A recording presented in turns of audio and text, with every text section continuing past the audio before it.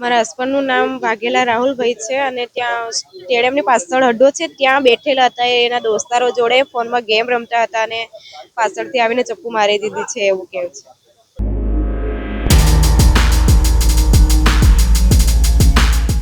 સુરતના રાંદેર વિસ્તારમાં રામનગર પાસે હત્યાનો બનાવ સામે આવ્યો છે. મળતી માહિતી મુજબ 25 વર્ષ રાહુલ વાઘેલાની અજાણ્યા વ્યક્તિએ ચપ્પુ વડે હુમલો કરીને હત્યા કરી નાખી છે. આ બનાવ રામનગરના દારૂના અડ્ડા પાસે બન્યો હતો. હુમલા બાદ રાહુલ વાઘેલાનું ઘટના સ્થળે જ મોત થયું હતું. આ ઘટનાની જાણ થતાં જ પોલીસ કાફલો તાત્કાલિક સ્થળ પર દોડી આવ્યો હતો. પોલીસે આ વિસ્તારને કોર્ડન કરીને તપાસ શરૂ કરી છે. સ્થાનિકોમાં આ બનાવને લઈને ચકચાર મચવા પામ્યો છે. હાલમાં અજાણ્યા હુમલાખોરોની શોધખોળ શરૂ કરવામાં આવી રહી છે.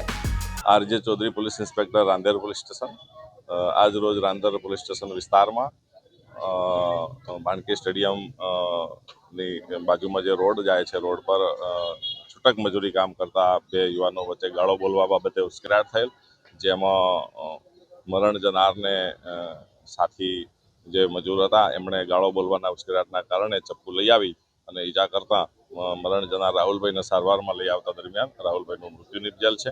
આ બનાવ બાબતે હત્યાનો ગુનો નોંધી આગળની કાર્યવાહી શરૂ કરવામાં આવેલ છે અને આરોપીને રાઉન્ડ અપ કરવામાં આવેલ છે.